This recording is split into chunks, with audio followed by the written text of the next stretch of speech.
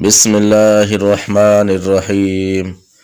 قصہ حضرت موسیٰ اور حضرت خضر علیہم السلام۔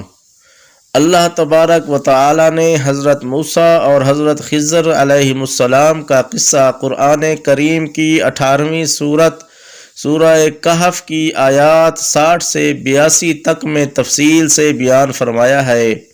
اس واقعے کی تفصیل صحیح بخاری و مسلم میں یہ روایت حضرت ابی بن کعب سے اس طرح آئی ہے کہ رسول اللہ صلی اللہ علیہ وسلم نے فرمایا کہ ایک مرتبہ حضرت موسیٰ علیہ السلام اپنی قوم بنی اسرائیل میں خطبہ دینے کے لیے کھڑے ہوئے تو لوگوں نے آپ علیہ السلام سے سوال کیا کہ تمام انسانوں میں سب سے زیادہ علم والا کون ہے؟ حضرت موسیٰ علیہ السلام کے علم میں اپنے سے زیادہ علم والا کوئی تھا نہیں، اس لیے فرمایا کہ میں سب سے زیادہ علم والا ہوں۔ اللہ تعالیٰ انبیاء کرام کو خاص تربیت دیتے ہیں، اس لیے یہ بات پسند نہ آئی۔ ادب کا تقاضا یہ تھا کہ اس سے اللہ کے علم کے حوالے کرتے، یعنی کہہ دیتے کہ اللہ تعالیٰ ہی جانتے ہیں کہ ساری مخلوق میں عالم کون ہے۔ حضرت موسیٰ علیہ السلام کے اس جواب پر وحی آئی، ہمارا ایک بندہ مجمع البحرین پر ہے، وہ آپ علیہ السلام سے زیادہ عالم ہے۔ موسیٰ علیہ السلام کو جب یہ معلوم ہوا تو اللہ تعالیٰ سے درخواست کی کہ جب وہ مجھ سے زیادہ عالم ہیں تو مجھے ان سے استفادہ کے لیے سفر کرنا چاہیے۔ اس لیے عرض کیا، یا اللہ مجھے ان کا پتہ نشان بتایا جائے۔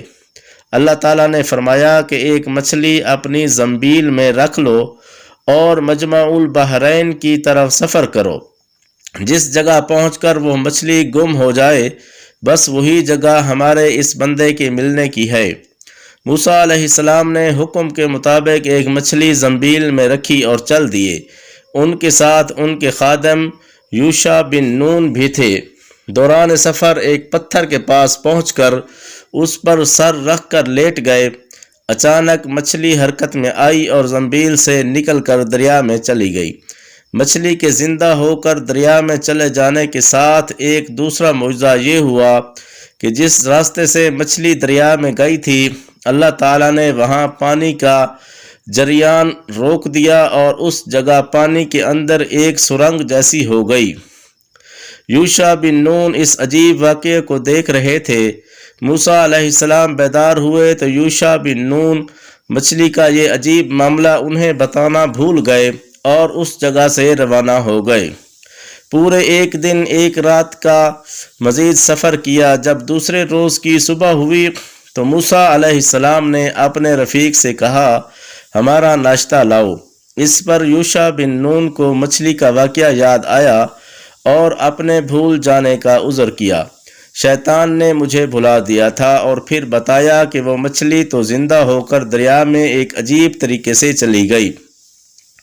اس پر موسیٰ علیہ السلام نے فرمایا، وہی ہماری منزل مقصود تھی جہاں مچھلی زندہ ہو کر گم ہوئی۔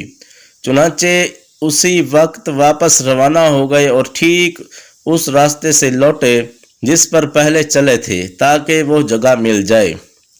جب اس پتھر کے پاس پہنچے تو دیکھا کہ اس پتھر پر ایک شخص سر سے پاؤں تک چادر تانے لیٹا ہے۔ حضرت موسیٰ علیہ السلام نے سلام کیا تو حضرت خضر علیہ السلام نے کہا، اس غیر آباد جنگل میں سلام کہاں سے آ گیا؟ اس پر موسیٰ علیہ السلام نے کہا کہ میں موسیٰ ہوں۔ تو حضرت خضر علیہ السلام نے سوال کیا، موسیٰ بن اسرائیل؟ آپ علیہ السلام نے جواب دیا، ہاں موسیٰ بن اسرائیل، اس لیے آیا ہوں کہ مجھے وہ خاص علم سکھا دیں جو اللہ نے آپ کو دیا ہے۔ خضر علیہ السلام نے کہا کہ آپ میرے ساتھ صبر نہیں کر سکیں گے۔ اے موسیٰ، میرے پاس ایک علم ہے جو اللہ نے مجھے دیا ہے، وہ آپ کے پاس نہیں، اور ایک علم آپ کو دیا ہے جو میں نہیں جانتا۔ موسیٰ علیہ السلام نے فرمایا، انشاءاللہ آپ مجھے صبر کرنے والا پائیں گے اور میں کسی کام میں آپ کی مخالفت نہیں کروں گا۔ حضرت خضر علیہ السلام نے فرمایا، اگر آپ میرے ساتھ چلنے کے لیے تیار ہیں تو کسی معاملے کے متعلق مجھ سے کچھ پوچھنا نہیں جب تک کہ میں خود اس کی حقیقت نہ بتاؤں۔ یہ کہہ کر دونوں دریا کے کنارے کنارے چلنے لگے۔ اتفاقاً ایک کشتی آئی تو کشتی والوں سے اس پر سوار ہونے کی بات کی، جنہوں نے انہیں بغیر کسی کرائے کے کشتی میں سوار کر لیا۔ حضرت خضر علیہ السلام نے سوار ہوتے ہی ایک کلہاڑی کے ذریعے کشتی کا ایک تختہ نکال ڈالا۔ حضرت موسیٰ علیہ السلام سے رہا نہ گیا، کہنے لگے ان لوگوں نے بغیر کسی معاوضے ہمیں کشتی میں سوار کیا، آپ نے اس کا یہ بدلہ دیا کہ ان کی کشتی ہی توڑ ڈالی کہ یہ سب غرق ہو جائیں۔ یہ تو آپ علیہ السلام نے بہت برا کام کیا۔ خضر علیہ السلام نے کہا، میں نے آپ کو پہلے ہی کہا تھا کہ آپ صبر نہ کر سکیں گے۔ اس پر موسیٰ علیہ السلام نے عذر کیا کہ میں اپنا وعدہ بھول گیا تھا، اس بھول پر آپ سخت گیری نہ کریں۔ اس اثنا میں ایک چڑیا آئی اور کشتی کے کنارے بیٹھ کر اس نے دریا میں سے چونچ بھر پانی لیا۔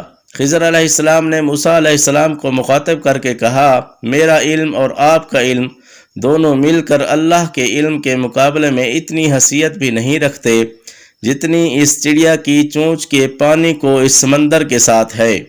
پھر کشتی سے اتر کر ساحل پر چلنے لگے۔ خضر علیہ السلام نے ایک لڑکے کو دیکھا جو دوسرے لڑکوں میں کھیل رہا تھا۔ اس پر انہوں نے اپنے ہاتھ سے اس لڑکے کا سر اس کے بدن سے الگ کر دیا اور لڑکا مر گیا۔ موسیٰ علیہ السلام نے کہا، آپ نے ایک معصوم جان کو بغیر کسی جرم کے قتل کر دیا، یہ تو بڑا ہی گناہ کیا۔ خضر علیہ السلام نے کہا، کیا میں نے پہلے ہی نہیں کہا تھا کہ آپ میرے ساتھ صبر نہ کر سکیں گے؟ موسیٰ علیہ السلام نے دیکھا کہ یہ معاملہ پہلے معاملے سے زیادہ سخت ہے، اس لیے کہا، اگر اس کے بعد میں نے آپ سے کوئی بات پوچھی تو آپ مجھے اپنے ساتھ سے الگ کر دیجئے گا۔